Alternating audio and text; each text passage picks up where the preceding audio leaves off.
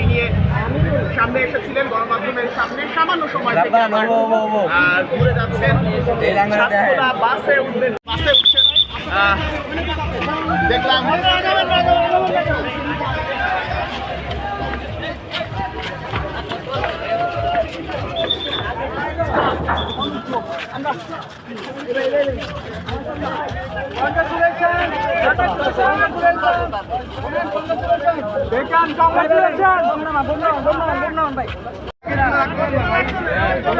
গুছিয়েছেন এবং সেই দলটাই সাফল্য এনে দিয়েছে।